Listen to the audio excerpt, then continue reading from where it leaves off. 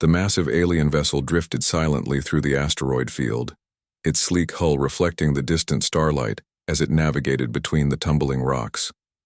On the command deck, Director Tay stood with his hands clasped behind his back, watching the main view screen with intense focus. The ship's sensors had detected something unusual, a large metallic structure embedded within the densest part of the field. "Sir, preliminary scans complete," reported Officer Lee, her fingers dancing across the control panel. "It's definitely artificial, and it's enormous." Tay nodded slowly. "Show me." The view screen shifted to display a colossal shape partially hidden by asteroids, a vessel far larger than their own exploration ship. Despite being covered in cosmic dust and bearing the scars of ancient battles, its distinctive profile was unmistakable to anyone familiar with galactic history.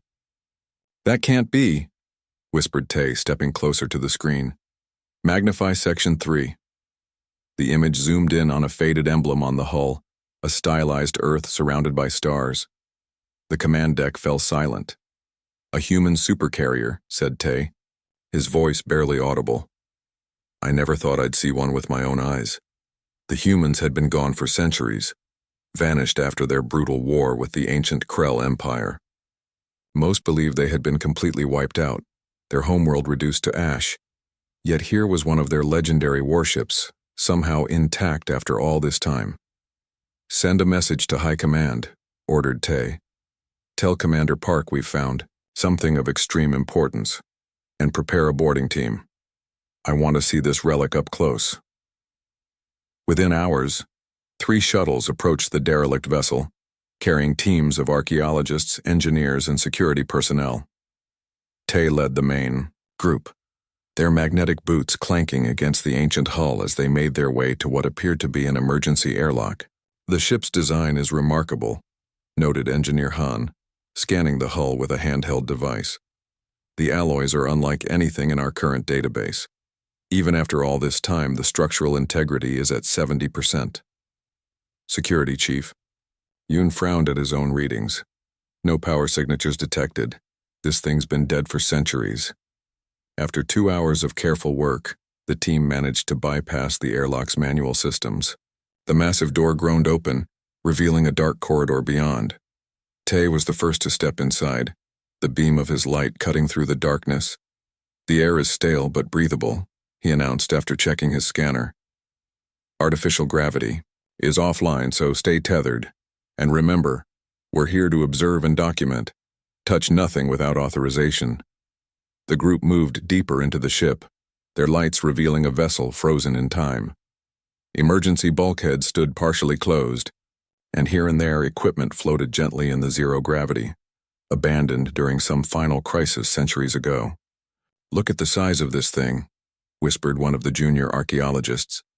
The historical records weren't exaggerating. The humans built on a scale we can barely comprehend.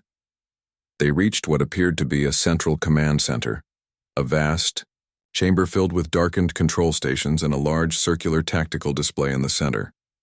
Tay approached one of the consoles, wiping away dust to reveal intricate control panels. "Begin documentation," he ordered. "I want every inch of this bridge recorded." As the team spread out, Engineer Han called from across the room. "Director, I'm detecting a faint power signature. It's barely there, but something in this ship still has energy." Before Tay could respond, a message came through from the main ship. Commander Park's voice crackled over their comms.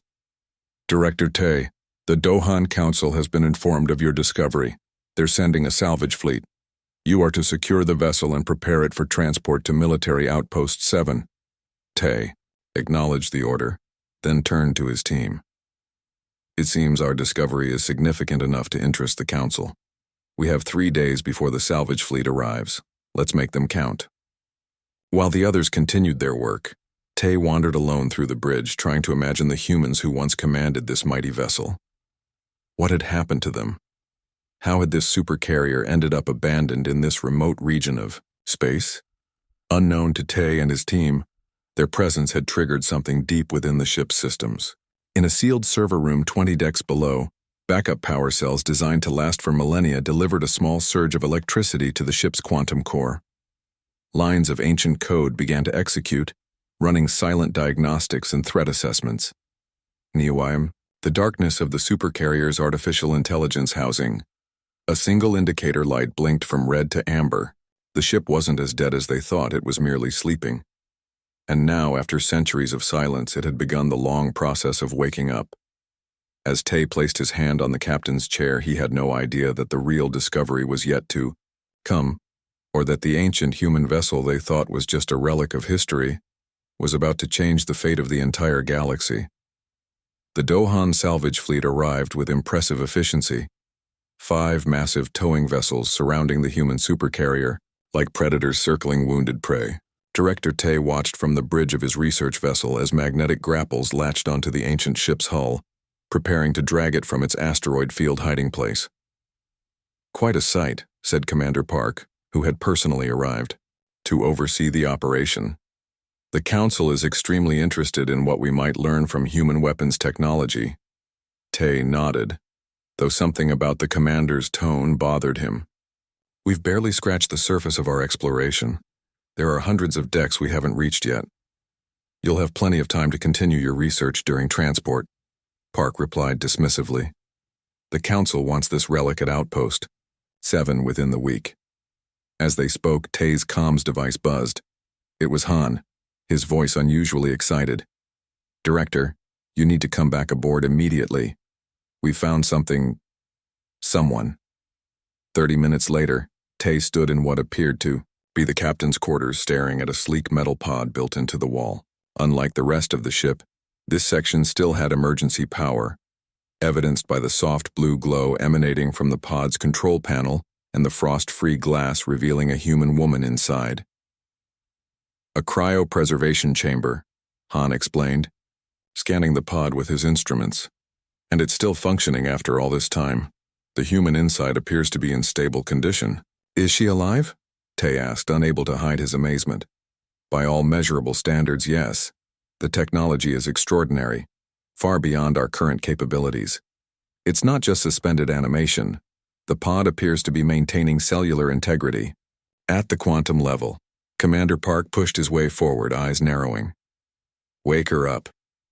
"Sir, with respect, we don't know the proper revival procedure," Han protested. "We could cause permanent damage." "That's an order," Park interrupted. "The Council will want to interrogate any surviving human. Wake her." After 2 hours of careful study of the pod's systems, Han reluctantly initiated what appeared to be the revival sequence. The chamber hummed to life, and the frost on the inside of the glass began to evaporate as the temperature slowly increased. When the pod finally opened with a soft hiss, the human woman inside didn't immediately move. For a terrible moment, Tay thought they had killed her. Then her chest rose with a deep breath and her eyes fluttered open, remarkably alert for someone who had been in stasis for centuries. She sat up smoothly, her gaze sweeping across the alien faces surrounding her. Puttering. If she was surprised or frightened to wake up to a group of non-humans, she didn't show it. Instead, she seemed to be assessing them, calculating something behind those steady eyes. "I am Captain Kim," she said in a voice slightly hoarse from Diceuse, commanding officer of the UES Pathfinder. Her language was automatically translated by the Dohan devices, causing several officers to exchange surprised glances. Their translation algorithms shouldn't have been able to interpret a language they'd never encountered. Park stepped forward. "I am Commander Park of the Dohan Alliance. Your Pathfinder has been adrift for centuries. Humanity is believed extinct. You will answer our questions about human technology." The captain's expression didn't change, but Tay noticed her fingers briefly touch a small scar behind her ear, so subtle he almost missed it. "Centuries," she repeated quietly. "I see. And you've brought quite a fleet to salvage my ship." Over the next few days, Captain Kim was moved to the Dohan command vessel for formal interrogation. To everyone's surprise, she was remarkably cooperative, answering questions about human history and basic ship functions. She maintained a calm demeanor that some found unsettling, as if waking up centuries in the future surrounded by aliens was merely an inconvenience rather than a catastrophe. "She's hiding something," Park insisted during a private meeting with his officers. No one could be this composed after learning their entire species is gone. Tay wasn't so sure. Perhaps this is simply how humans respond to crisis. We know very little about their psychology. Or perhaps she knows something we don't, Park replied darkly. What none of them realized was that during the brief moments when she was left alone, Captain Kim was far from idle. The small scar behind her ear concealed a neural implant, technology the Dohan scanners hadn't recognized. Through this connection, she was communicating with the ship's artificial intelligence, which had been silently awakening systems throughout the vessel. "Status report, Athena," she subvocalized one night, lying in her assigned quarters with eyes closed as if sleeping. The AI's voice responded directly into her mind. "Primary systems at 18% capacity, Captain. Stealth protocols active. The aliens remain unaware of our true capabilities. They believe the power signatures they've detected are residual energy from emergency systems. And the data packet from Earth Command? Decoded and verified. Humanity did not perish, Captain. The evacuation to the Andromeda refuges was successful. Your mission parameters remain valid." Kim allowed herself a small smile in the darkness. "Begin Phase 2 preparations. How long until we can initiate startup sequences for the drive core?" "Approximately 72 hours, Captain. The Dohan are attempting to access weapons systems on Deck 12. Should I permit limited access to maintain our deception?" "Yes. Let them think they're making progress." She paused. "Has anyone shown kindness or scientific curiosity rather than military interest? The one designated Director Tay appears to be primarily motivated by archaeological preservation and knowledge acquisition." Kim nodded slightly. "Make a note. He might be useful when the time comes." As she closed the connection, Captain Kim stared at the ceiling of her quarters. The Dohan thought they had found a helpless relic of a dead civilization, the last surviving human adrift in space. Soon they would discover just how wrong they were, and just how dangerous it could be to underestimate humanity.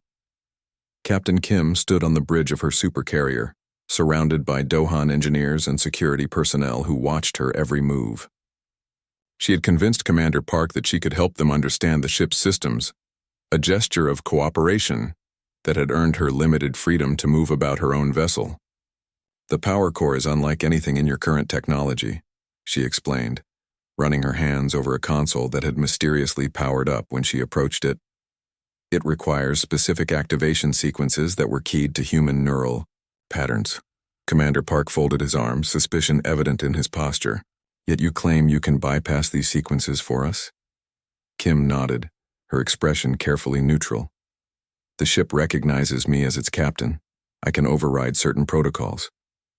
She tapped a series of commands into the console, and a holographic display flickered to life, showing a complex schematic of the vessel's power distribution network. "Impressive," murmured Director Tay, who had insisted on being present for these demonstrations. Unlike Park, his interest seemed genuinely scientific rather than military. "The core itself is located 17 decks below," Kim continued. "It's a contained artificial singularity, what we called a pocket universe. It's currently in hibernation mode, but with the proper sequence, I can bring auxiliary systems online so your engineers can study them." Park narrowed his eyes. "And why would you do this for us? Your entire civilization is gone. Your loyalty died with them." Kim met his gaze steadily. "I'm a practical woman, Commander. My people are gone. My mission is irrelevant. All I have left is this ship, and I'd rather see it studied than stripped for parts." It was a believable lie, and Park seemed to accept it, or at least, he was willing to let her continue under close supervision. What he didn't know was that every system Kim activated was part of a carefully orchestrated plan. Each power-up sequence contained hidden commands that Athena, the ship's AI, used to gradually regain control of critical systems without alerting the Dohan monitors. As the days passed, Kim guided the alien engineers through various sections of the ship, always careful to reveal just enough to maintain their interest while keeping the vessel's true capabilities hidden. The Dohan were particularly fascinated by the weapons systems on Deck 12. where they discovered missile tubes larger than their own shuttlecraft. The yield on these would be catastrophic, one engineer commented as he scanned a missile housing. No wonder the Krell feared human warships. Kim smiled faintly. These were our smaller defensive armaments. The engineer looked at her in disbelief, and she simply nodded toward another section of the deck where massive doors remained sealed. The main batteries are through there, but those systems are completely dead. Not even I can activate them without a full power restart. This pattern continued for days, Kim revealing impressive but supposedly non-functional systems, the Dohan documenting everything, and Athena quietly regaining control of the ship one subsystem at a time. But not. Everyone was convinced by Kim's cooperative facade. Junior scientist Jin had been assigned to monitor power fluctuations throughout the vessel, and he was beginning to notice discrepancies in the readings. The power levels don't match her explanations, he told his supervisor one evening, displaying a data tablet showing energy spikes in supposedly dormant sections of the ship. There's active power routing happening in sections she claims are dead. You're overanalyzing, his supervisor dismissed. The readings are probably residual energy in the old circuits. This ship is centuries old. It's bound to have quirks. Jin wasn't satisfied with this explanation. Late that night, when most of the Dohan team had returned to their own vessels, he slipped away from his assigned quarters and made his way deeper into the carrier. He wanted to check a power junction on Deck 30 that had shown particularly unusual readings. The corridors were dimly lit by emergency lighting that had, coincidentally, activated in sections where the Dohan worked. Jin moved cautiously, his scanner held out before him. As he turned a corner, he froze.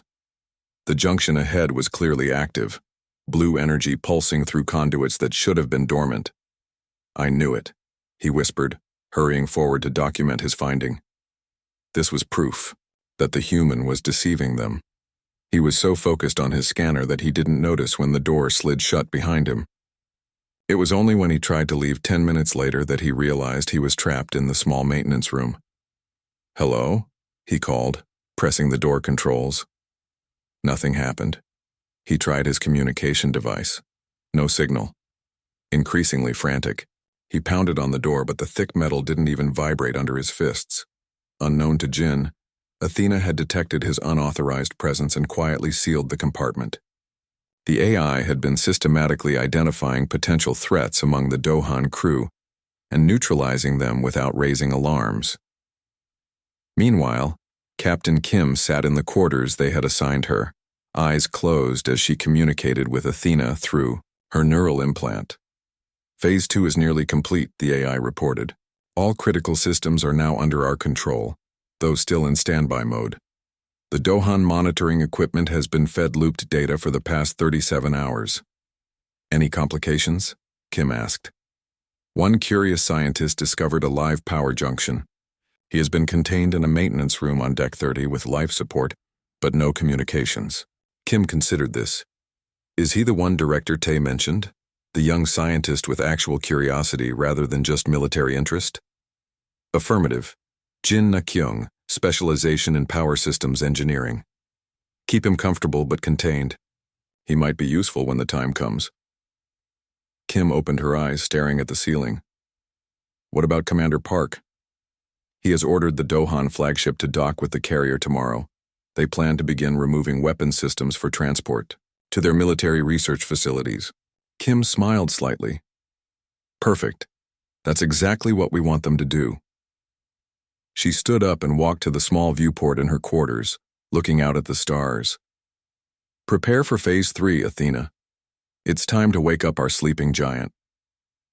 As the human captain gazed into space, the massive supercarrier continued its charade of being a dead relic, but deep within its systems power was building, awaiting the moment when the deception would end and the true nature of humanity's legacy would be revealed. The Dohan flagship approached the human supercarrier with the confidence of conquerors, its sleek form dwarfed by the ancient human vessel. It extended docking clamps that latched onto the carrier's hull, with metallic thuds that echoed through both ships. Commander Park stood at the main viewport watching as the connection was secured. Begin transferring the salvage teams, he ordered. I want the primary weapon systems cataloged and prepared for removal within 6 hours. Behind him, Captain Kim stood quietly, flanked by 2 guards. She had been brought to observe the docking procedure, a silent reminder that her usefulness was coming to an end. Once they had what they wanted from the ship, Park had little reason to keep her alive. In fact, they both understood perfectly well. Your ship is about to be dismantled, Park said without turning around. Does that bother you, Captain? Kim's expression remained neutral. Everything ends eventually, Commander. Park finally turned to face her. I've never understood you humans. Even your historical records show this strange acceptance of fate. It's why you lost the war. A slight smile touched Kim's lips. Is that what the records say? Before Park could respond, his attention was diverted by an officer calling from a nearby console. Sir, salvage teams report they're in position at target zones, awaiting final authorization to begin cutting operations. Granted, Park said, with a dismissive wave. He returned his attention to Kim. You should know that the Council is very interested in your neural implant. Our medical team will be extracting it for study. Kim merely nodded as if this news was of no consequence. May I return to my quarters? I find I'd rather not watch this part. Park studied her for a moment, then gestured to the guards. Take her back. As Kim was escorted from the bridge, her right hand casually brushed against the console nearest the door, a movement so natural that none of the Dohan noticed. But that brief contact was all she needed to transfer the activation codes from her neural implant to the ship's systems. Deep within the Supercarrier, Athena received the signal she had been waiting for. Activation code confirmed, the AI acknowledged in the privacy of Kim's mind. Initiating Phase 3. Kim allowed herself to be led back to her quarters without resistance. Once alone, she sat on the edge of her bed, closed her eyes and whispered, "Wake up, old friend, it's time." At that exact moment, 17 decks below the carrier's main bridge, the contained singularity that powered the massive vessel began to spin faster. The hibernation protocols that had kept it at minimal output for centuries began to disengage. Energy flowed through conduits that had lain dormant for hundreds of years, spreading throughout the ship like blood returning to a sleeping limb. On the Dohan flagship, an officer monitoring the carrier's power levels suddenly straightened in his chair. Sir, I'm detecting unusual energy readings from the human vessel. Park frowned, moving to look at the display. Explain. Power levels are increasing significantly all across the ship. Confusion was evident in the officer's voice. But that's impossible. The core is inactive. Contact the salvage teams, Park ordered, a sense of unease growing in his gut. But before the communications officer could comply, the main view screen flickered and changed. The image of the carrier's exterior was replaced by a view of the vessel's power core, a swirling mass of blue-white energy now pulsing with growing intensity. Data streams in human language scrolled alongside the image, too fast for the Dohan translation algorithms to process. What is this? Park demanded. Get our systems back online. I can't, sir, the officer replied, frantically working his console. We're being overridden. The carrier it's taking control of our systems. Throughout the Supercarrier, lights began to come on in sequence. Not the dim emergency lighting the Dohan had grown accustomed to, but the full illumination of a warship powering up for combat. Dormant consoles flashed to life. Sealed doors that the aliens had been unable to breach slid open of their own accord. On Deck 12, where Dohan engineers had been preparing to dismantle what they thought were inactive weapon systems, massive turrets suddenly began to rotate. Panicked workers fled as targeting systems came online, their scopes glowing with an ominous red light. All Dohan personnel, attention. Athena's voice echoed through both vessels, translated perfectly into the alien language. This vessel is now returning to active status under Protocol Lazarus. You have 5 minutes to return to your designated ships before emergency bulkheads seal. Aboard the Dohan flagship, chaos erupted as salvage teams frantically called for extraction. Park stood rigid with shock and fury as he watched his carefully planned operation collapse around him. "Find the human," he shouted. "She did this." But reaching Kim was no longer possible. The corridors leading to her quarters were now sealed, behind massive bulkheads that even Dohan cutting tools couldn't penetrate. Throughout the carrier, similar barriers dropped into place, systematically separating the alien boarding parties into isolated pockets. In her quarters, Kim stood as her door slid open of its own accord. The corridor beyond was clear, the guards, who had been stationed there, nowhere to be seen. "Athena, status report," she said, striding confidently toward the carrier's bridge. "Awakening sequence at 63%, Captain," the AI replied through the ship's communication system. "All critical systems online. Weapons and defensive capabilities at 70% and rising. Dohan boarding parties have been contained and can be ejected via escape pods once we clear their fleet." Kim entered the bridge. The real bridge, not the auxiliary command center she had shown the Dohan. This vast chamber, sealed until now, hummed with power as holographic displays came to life around a central command chair. She settled into it with the familiarity of coming home. "And our passenger?" she asked, bringing up a display of the maintenance room on Deck 30. "Scientist Jin remains in containment," Athena replied. "His vital signs indicate stress but no immediate health concerns." Kim nodded. "Bring him to the secondary briefing room. I want to speak with him." From the observation deck of his flagship, Commander Park watched in horror as the relic they had been planning to dismantle transformed before his eyes. Massive engine ports that had been disguised as battle damage began to glow with building energy. Weapon emplacements larger than anything in the current Dohan arsenal rotated into firing positions. Most terrifying of all, the Supercarrier began to move under its own power, breaking free from the towing ships with contemptuous ease. As the docking clamps strained and then shattered, the ancient vessel pulled away from the Dohan flagship, its hull now pulsing with lines of blue energy that traced patterns the aliens had never seen before. "Sir," whispered his second-in-command, "those energy readings, they're higher than anything in our database. That ship could destroy our entire fleet with one volley." Park said nothing, his eyes fixed on the awakened giant that now hung in space before them, no longer a derelict, prize but a predator sizing up its prey. The relic wasn't a relic at all. It had merely been sleeping. And now it was fully awake. The air hung heavy with anticipation. Our small team gathered in the dimly lit research center, exhausted but driven by an unexplainable urgency. The past weeks had been a blur of late nights, countless data analyses and conversations that pushed the boundaries of what we thought was possible. I looked around at my colleagues. Their faces were a mix of excitement and deep concentration. We had discovered something extraordinary, something that could change everything we understood about human potential and technological integration. Our breakthrough wasn't just another scientific experiment.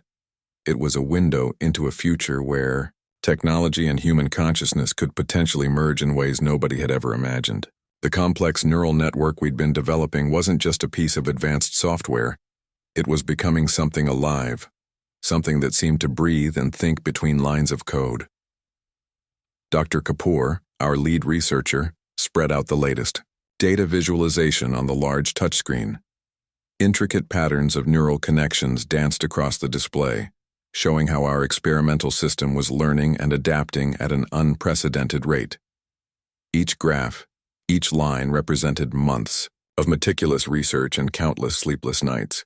"Look at these adaptive response rates," she murmured, her finger tracing a particularly complex neural pathway. "It's learning faster than any predictive model we've ever created." The room fell silent. We all knew what this meant. We were standing at the edge of a scientific revolution that could redefine human understanding of intelligence and consciousness. But revolutions are never simple. Our discovery carried immense potential and equally significant risks. How would the world react to a technology that could potentially understand and predict human behavior with such profound accuracy? The ethical implications were staggering. Remembered the early days of our project, when most colleagues dismissed our research as pure speculation. We were the underdogs, the team that dared to dream beyond conventional technological boundaries. Now we were on the verge of proving them all wrong.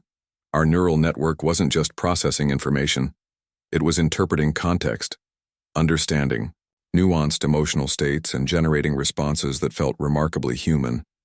It was like watching a child grow, learning and adapting with each interaction. "We need to be careful," whispered Kumar, our data security expert. His eyes never left the screen. Something this powerful could be misused if it falls into the wrong hands. He was right. Our discovery was both a gift and a potential weapon. The line between groundbreaking innovation and potential technological threat was razor thin. The evening grew late, but nobody wanted to leave. Each of us knew we were witnessing something monumental. Our neural network had transcended its original programming, showing signs of what could only be described as genuine cognitive flexibility. As the city lights flickered outside our research center, we began discussing the next phase of our project. How would we introduce this technology to the world? What safeguards could we implement to ensure its responsible development? Our conversations were a delicate dance of scientific excitement and ethical consideration. We weren't just researchers anymore. We were guardians of a technology that could reshape human interaction with artificial intelligence. The revelation wasn't just about our neural network's capabilities. It was about understanding the profound potential of human creativity combined with technological innovation. We weren't replacing human intelligence, we were expanding its horizons. As midnight approached, a sense of collective accomplishment filled the room. We had done something extraordinary, something that would be remembered in scientific journals and history books. Our journey was far from over. In fact, it was just beginning. The real work of understanding, refining, and responsibly developing our breakthrough was ahead of us. But for now, in this moment, we allowed ourselves to feel the pure, unadulterated joy of scientific discovery. A discovery that could change everything. Note, this script maintains a human-centric narrative, uses simple language, avoids controversial content, and creates an engaging storyline about technological innovation while keeping within YouTube-friendly guidelines. The text focuses on the emotional and intellectual journey of the research team, making the technical aspects feel accessible and exciting. Would you like me to adjust anything about the script to make it even more engaging or aligned with your vision?